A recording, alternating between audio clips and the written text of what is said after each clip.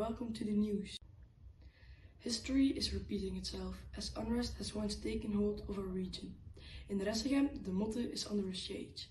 And no, that's not the type of mud, but a fortified hilltop castle.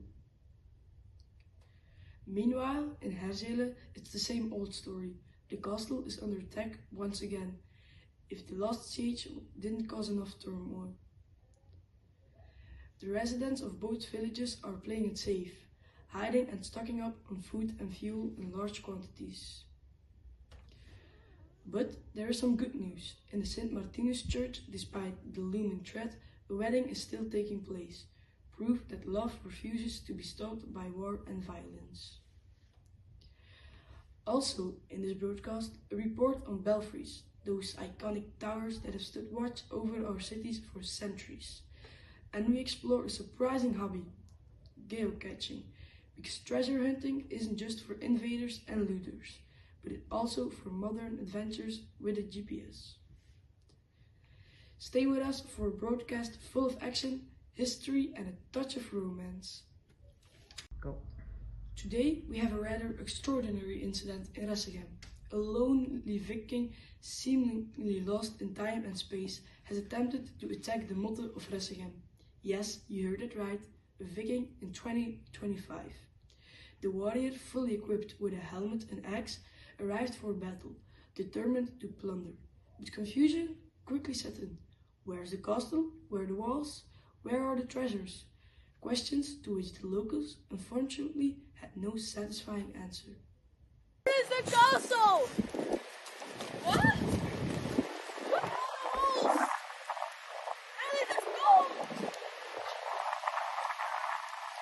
What exactly happened? I have no idea. Who on earth attacks a motte? A motte is just an ancient, hand-built defensive hill made out of hay, clay, and stones, surrounded by water. A brilliant piece of military engineering. But to a Viking with no historical knowledge, just a muddy mound with a ditch around it. Born in the fjords beneath the frozen sky, whispered tales of wood and fire in my eye. A beard of braided thunder, a heart. Whether he'll find his way back to his own time remains uncertain. But rest assured, we'll keep you updated. Stay with us for more news, and hopefully fewer time travelers. Oh no, it's not over yet with people getting their time periods mixed up. Let's head over to the castle of Herzele, where our reporter on the scene is witnessing a very strange spectacle.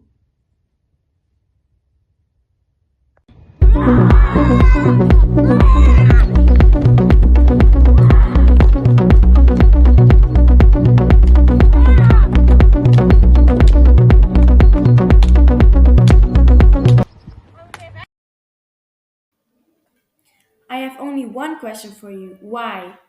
Well, that is simple. Our king, Philip II of Spain, gave us the order to take this castle. He asked us yesterday, on the 11th of May, in the blessed year 1579. 1579? You are mistaken, I believe. We live in the 21st century now. We are in the year 2025. Oops, little mistake. Come on, guys, we're off. Wrong century. So, this is another end of the medieval castle of Herzele, or the tower as people call it, built in the 11th century by Lord Franco of Herzele. In 1969, it was donated to the city and later in 1970 restored by my great-grandfather, made mostly of thorny stone, destroyed again. As a result of so much threat, the inhabitants of the village hide in a nearby square farm. They are stockpiling food and fuel as they prepare for war. One of the inhabitants explains why they feel safe in the farm. Nu sta ik erop zeker? The farm includes a house, stables, barns, and a bakehouse, so we won't starve. And it's made of sturdy bricks and natural stone. We also have a gated entrance for protection against wind and weather, and against all of those fools and crazy people walking around here lately. Fortunately, there's also good news. The wedding of the year also takes place in Herzele. One of Germany's most famous footballer stars is trying the knot with the Slovakian swimming champion. Marco Reus and Daniel Hantuchova are saying I do to each other today in a church built in the 12th century. Take a look at the neo-Gothic tower and listen to his sound.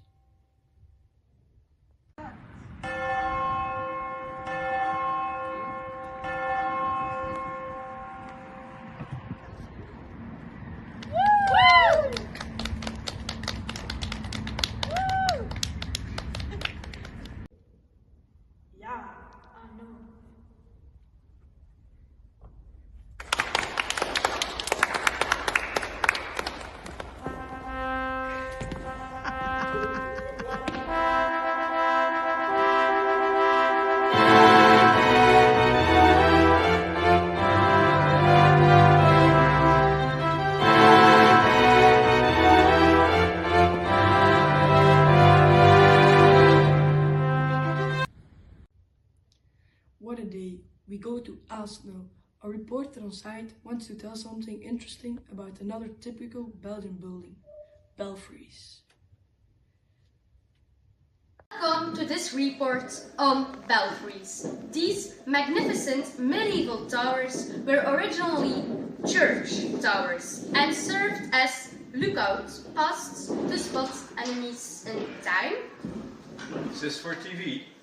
Yes. Did you just say church towers? This is not a church tower. This is built by the third estate in medieval cities. It's nothing to do with a church. Oh right, of course, I knew that. Anyway, this belfry used to house the city Caroline, which regulated daily life with its bells. They rang on the hour and also signaled alarms for fire or enemy attacks.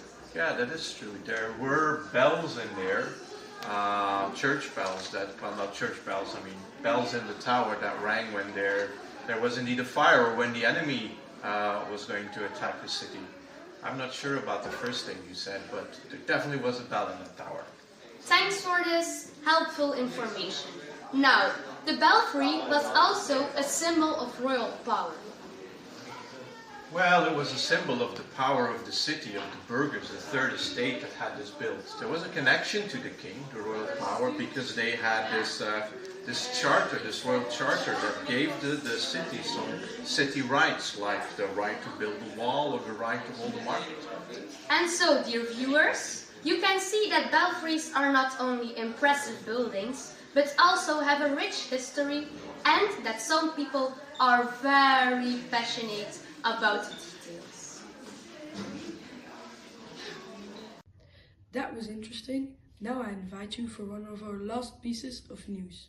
The combination of modern architecture and a fantastic hobby named geocache. Definitely not here by accident. Tell me, what is so special about this place? Well, look at this building. It's quite amazing. You have this blend of metal and glass, the openness and the industrial vibes. It's fantastic. But more important, there's an amazing geocache inside. You have to walk around, look at certain riddles, solve a mystery, and then you can find a special book. And there, when you open it, you can write down your name as a proof that you have found it. And then you found the geocache. So you borrow it for free? No, you cannot borrow that book. You have to put it back, but you can borrow any other book that you want to read.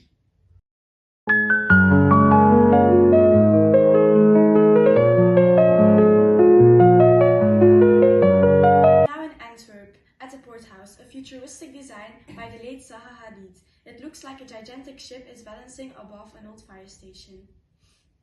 Wow! Look at this building! It's the old and the new combined together. It's a fantastic view.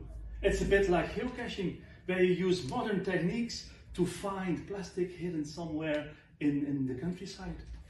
For this cache, you have to do something very special. You have to look at the shipping routes and solve a riddle to get the coordinates of the geocache. So you have to navigate the virtual world before you can find the cache in real life? Exactly. And when you find the cache and you open it, you hear the noise brrr, of a ship's horn. A cache that makes noise. This is getting crazier and crazier. It is. Our last stop, tour and taxis in Brussels. Once an industrial hub, now a hip hotspot full of culture and events. Wow, look at this amazing building. Cast iron construction, gigantic glasses. It's fantastic. You know there's a geocache inside? But for this geocache you have to do a bit of urban exploring. Legal exploring, I hope? Of course, no breaking and entering. You have to walk inside, look around very carefully and even use an old freight elevator. A lift? Let me guess. If you press the right button? If you press the right button, a secret compartment opens up. Ta-da! The geocache is there. It's just like a spy movie. Well, I thought treasure hunting was for kids, but this sounds like an adventure for real detectives. Of course. Would you like to hold my GPS and give it a go? Maybe a beginnings cache first. So this was all of our news for this morning.